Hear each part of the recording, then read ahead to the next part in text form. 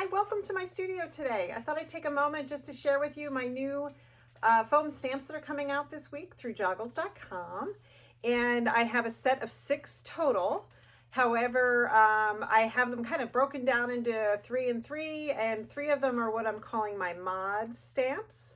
These are all made to create repeat patterns. You could use one over and over again, 2 of them over and over again, or you can even do 3 in different ways as well. Here's a couple examples. Here's one. Here's another quickie. And then I had posted this on Instagram this past week. I don't know if anybody saw that. I can show you how to do that on Instagram. They're just a lot of fun to create different fun, playful backgrounds. And then the other 3 stamps are my circle stamps.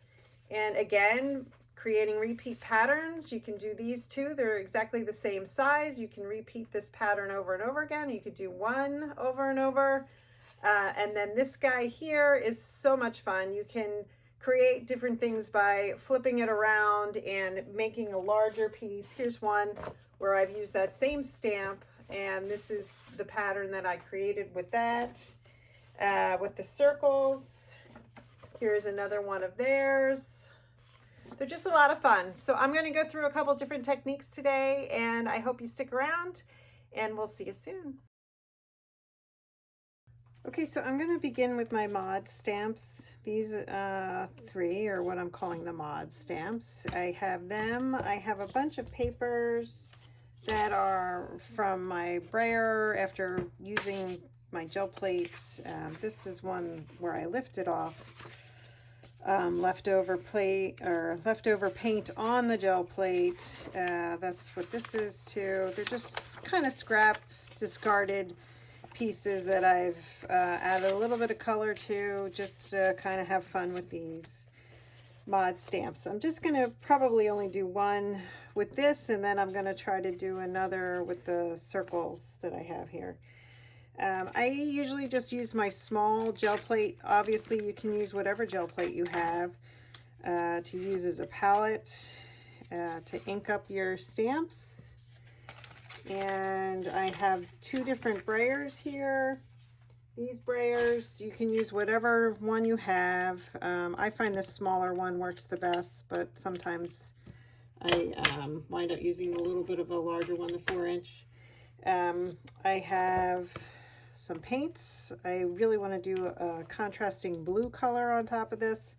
I love Prussian blue, but I think it needs to be a little brighter, so I'm just going to add a couple other paints. This is just the phthalo blue, and then there is a Amsterdam. It's called greenish blue. I don't know how they say there's green in that, but they do. And it's important to have a bin of water, something flat where you can throw your stamps in when they get paint on them. I tend to put them in here. I have a little scrubby brush, and then I also have just a paper towel to dry them off before I use them again. All right, so we're going to get started. I'm just going to mix up a little bit of paint.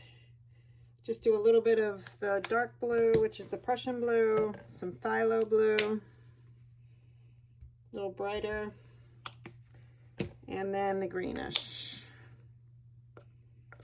And then I also have this pad of paper just to roll my brayer off on. Again, I hate wasting paint. So if I have to, I will use that to roll some of this paint off.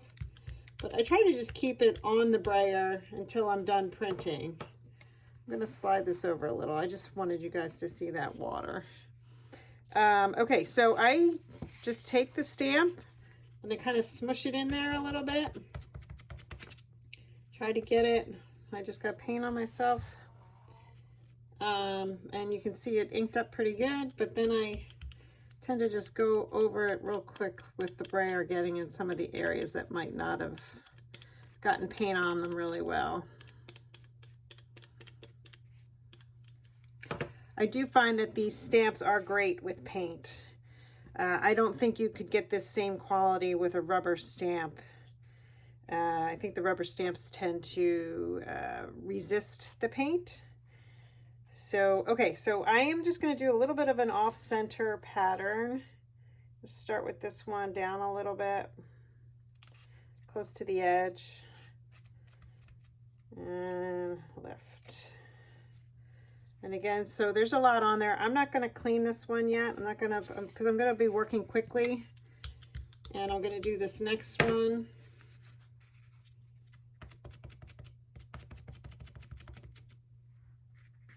Give it another roll.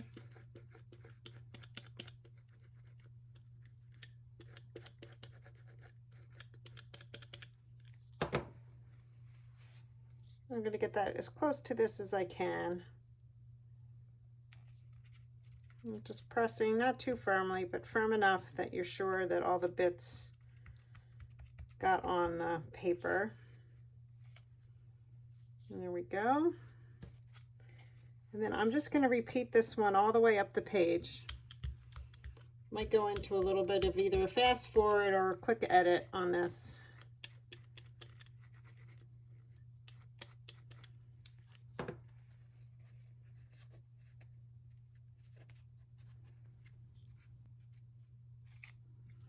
Okay, since I'm done with these for right now, I'm going to just throw them in the water. And then I'm going to move on to this guy.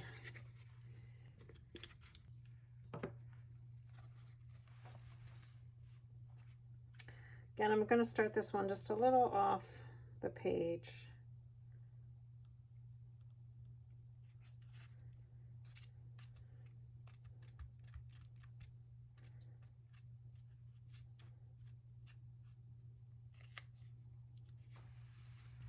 I'm going to throw that one in the water.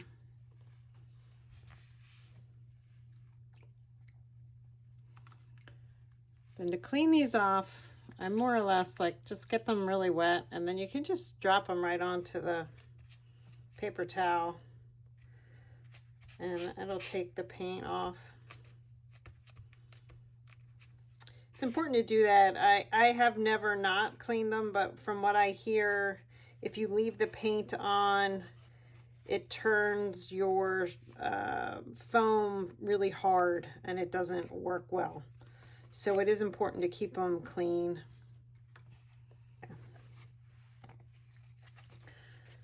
So now making sure that this is pretty dry. I'm going to try to ink up a little bit more and do another row of these guys on this side. Now if you notice, there is a little bit of a lip, so you can almost, when you're looking straight down, go to that tip with like having this edge go a little bit over, only because you know it's not going to touch because there's about a 1/4 inch there where you can get close to it. Okay, let's start with this one. Oh, this is starting to get funky. Add a little bit more paint.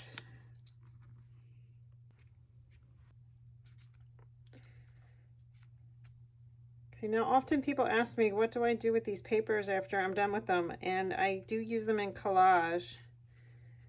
I find they make interesting shapes. I'll cut this into maybe another shape.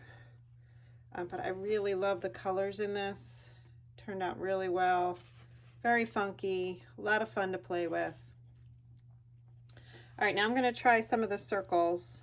I'm gonna throw these guys in the water just so that they're soaking. I don't have to clean them right away. They can stay soaking for a little while. And I have a pink piece that paper. Actually, I have another larger one. Let's do this. I just love the pink and the blue together. So let's try this one with the circle. I have a 4-circle stamp and a 3-circle stamp. And if you look, you can kind of map it out the way you might want it on the paper. So those are going to fit, you know, straight across, creating a repeat pattern. So let's try that.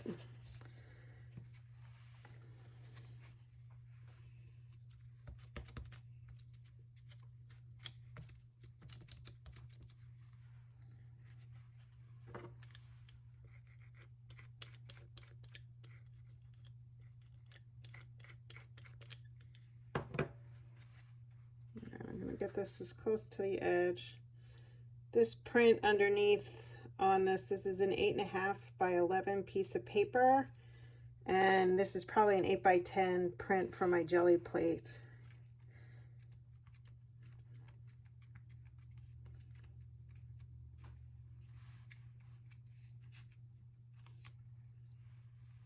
Yeah, that looks really cool. It just so happens the edge of this print has a little bit of blue, so it really looks like I planned it out, but of course I didn't. It's just because I always like these colors together. It was probably on the plate from something else that I was printing with the pink.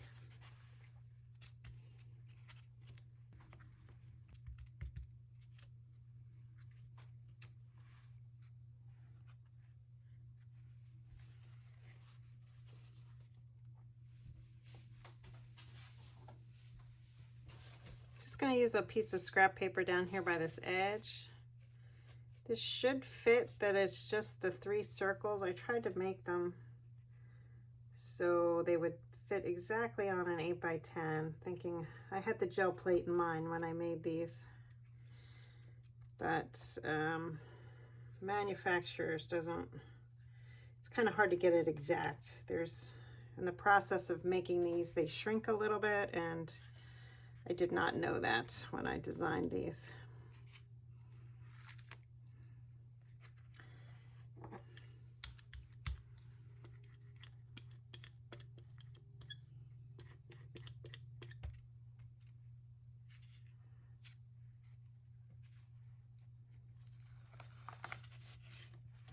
Okay, so there you go. There's the circles. Again, I'm going to throw them right in there. I have a lot of paint left here, which is fine because I still have to show you this guy. So I'm going to use this pink piece of paper for this, and we're going to spread this paint out pretty good. And show you how this one works. So if you just go, I mean, you could do this various ways, but I tend to try to just go straight down, and again, you can go off the page a little bit. Probably the next one will go off the page, but you'll see what I mean. I'm gonna lift that, and then ink this up again.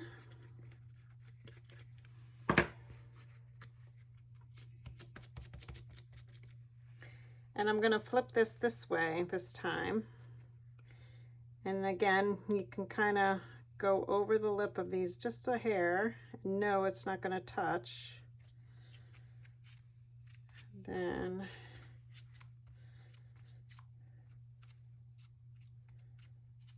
I lift that. And then I can go here, do another one, or even like this, or that.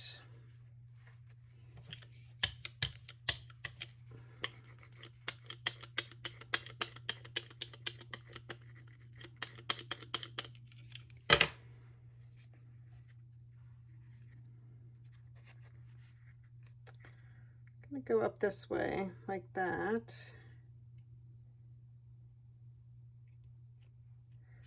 And then I can go in this little spot with the other.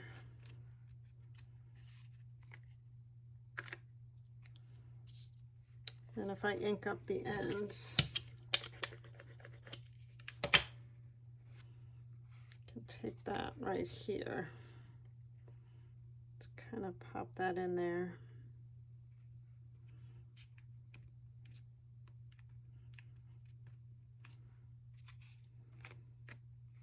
So this one, I mean, the options are endless. Like, I just love this because you can do so many repeat patterns. You could print the circles on in a light color and then go over with another and really make a funky background. But they're just a lot of fun to play with. I really want to see what you guys all do with them. So have fun. There's one more technique. If I can fit it in here on this video, I am going to show it to you.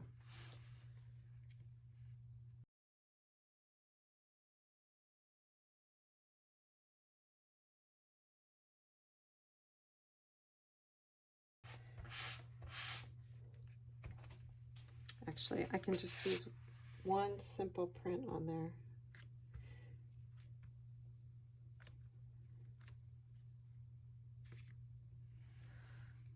Now you can see that that's on there. And I'm just going to stick it right on my plate, or on my book.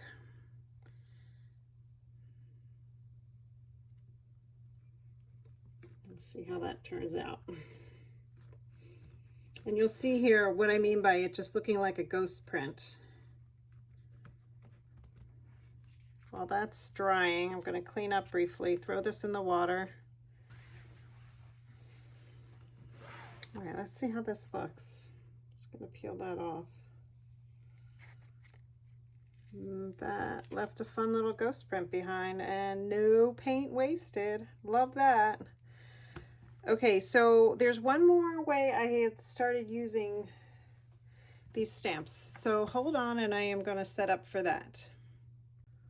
Okay, so another way I have been using these stamps is I have a bunch of Neocolor crayons. These are water soluble wax pastel, and I've just been taking a little bit of water and I dip the crayon right in there to kind of get it wet. It activates the crayon a little bit. I don't know if any of you have used these before, but I'm trying to find a piece of paper to draw on. You can see how, I mean, they're very opaque. They're very strong. So I will dampen this stamp with a mister a little bit.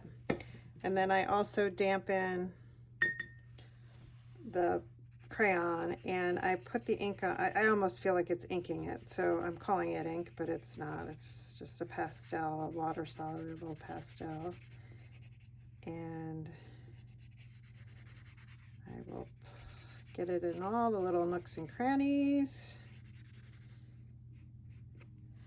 And then I will stamp with that.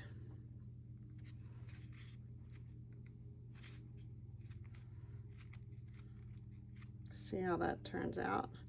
And it's a little faded, but again, leaves a very interesting, different type of watermark almost of that. And I have so many different colors here. I could try, oh, you know what would be pretty on there? It's like an aqua green. Again, I'm going to mist this a little bit just to kind of get it somewhat damp. And then put the pastel on there.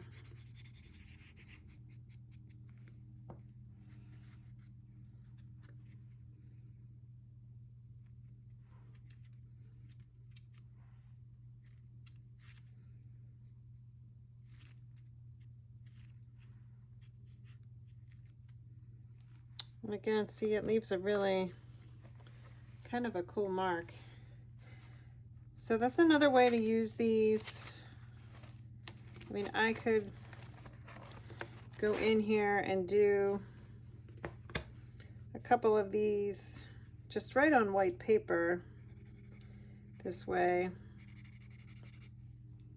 Just activate a little bit more.